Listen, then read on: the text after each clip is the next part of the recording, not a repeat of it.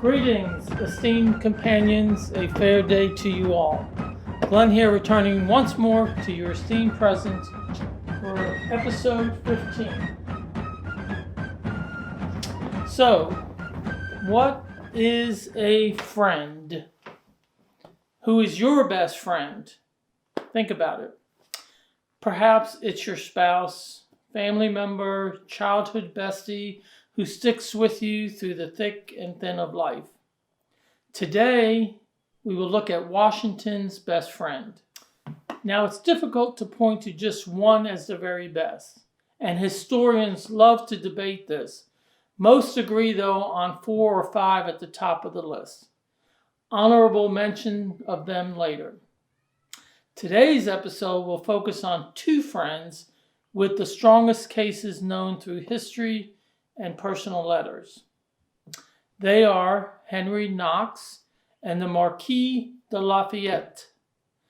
Knox started his life as a bookseller with no military experience, and Lafayette, French-born, became convinced that the American Revolutionary cause was noble and traveled to the New World to support the cause. Now, before we get into Knox and Lafayette, let's briefly mention what a friend is. Here's a concise list. Good friend knows you deeply, sticks with you, trusts and is trusted, supports you, and feels like home. You can be totally yourself around them without having to perform or filter. Best friends aren't always perfect, and it's not always a daily thing. It's more about the quality of the bond than the quantity of time spent together. It is as equally important, sad though, to note sometimes a friend may become an enemy. Benedict Arnold comes to mind. Washington was impressed with him for his bravery during the capture of Fort Ticonderoga and Battle of Saratoga. Washington entrusted him with the command of West Point, and yet Arnold turned and betrayed Washington. It's sometimes difficult to discern friend from foe, but time usually sorts this out. Now, there is much research and volumes of books on Knox and Lafayette to give you its true comprehensive justice here, but I'll provide a very high-level picture. Let's start with Knox.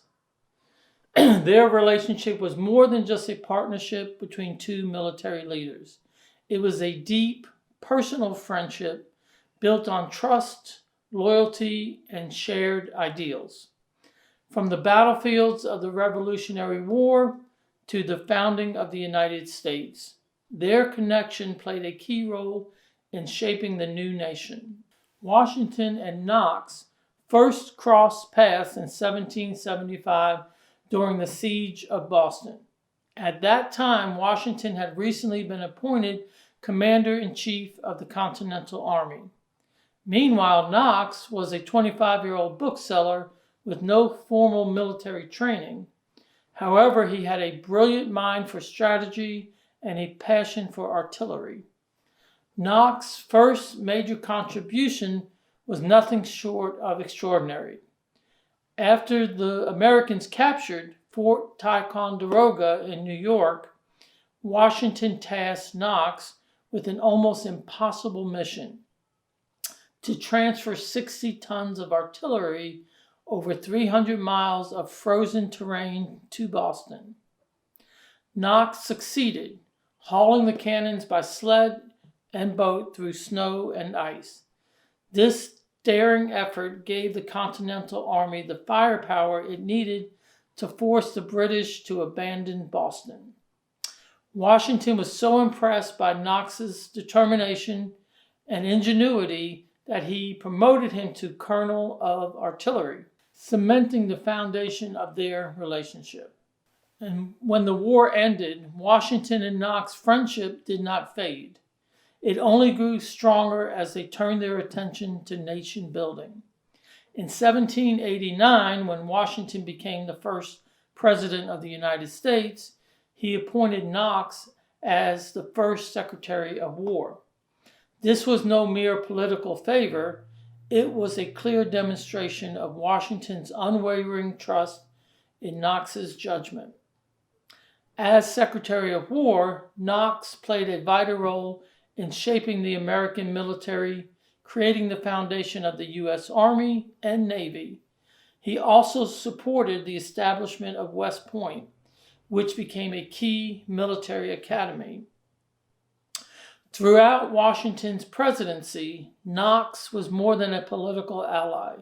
He was a confidant. They frequently corresponded and met in person, discussing not only military affairs, but also their hopes and concerns for the young nation.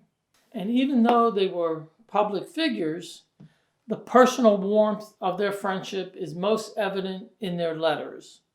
Washington and Knox wrote to each other with affection and candor, expressing genuine admiration. In one letter, Washington wrote to Knox, "I have such perfect confidence in your friendship and candor that I freely express my thoughts to you." This was a rare statement from Washington, who was often reserved and formal in his correspondences. Knox, too, expressed admiration for Washington. In one letter, he referred to him as a man of incomparable virtue, expressing his belief in Washington's integrity and leadership. Their letters reveal not just a professional partnership, but a genuine brotherly bond, built through shared hardships and mutual respect. Now, onto the Marquis de Lafayette. Most historians believe the strongest friendship case can be made for Lafayette. Lafayette was just 19 years old when he left France to join the American Revolution cause in 1777. A French nobleman and military officer, he was inspired by the Enlightenment ideals and the American colonists' struggle for liberty. Against the wishes of his king and family, he paid for his own ship and sailed across the Atlantic, determined to fight for freedom. When he arrived in Philadelphia, the Continental Congress was initially skeptical. They were wary of European officers seeking glory without offering real support. However, Lafayette offered to serve without pay and impressed them with his sincerity and passion for the cause. He was soon appointed a major general in the Continental Army. Lafayette first met Washington in August 1777. Though nearly 30 years apart in age, the two men developed an immediate rapport. Washington, a man not easily won over, was struck by Lafayette's humility, idealism, and eagerness to learn. After Lafayette was wounded at the Battle of Brandywine, Washington praised his bravery and invited him into his inner circle. He treated the young Frenchman almost like a surrogate son. From that moment on, the relationship deepened into one of personal affection, mutual respect, and enduring loyalty. After many years of war, the American and French forces surrounded British General Cornwallis at Yorktown. Lafayette played a huge role in driving the British into the trap. When victory was finally secured, Lafayette rushed to Washington's tent, and the two men embraced in a long, emotional hug. Witnesses said it was a quiet but powerful moment between the commander and his adopted son. And Washington wrote to Lafayette with genuine affection, calling him "my dear Marquis" and "my adopted son." Lafayette called Washington "my father." They shared a vision of liberty across two continents, Lafayette's role in the French Revolution and Washington's in America bound them philosophically together too. Years later, in 1824, Lafayette returned to America for a grand tour.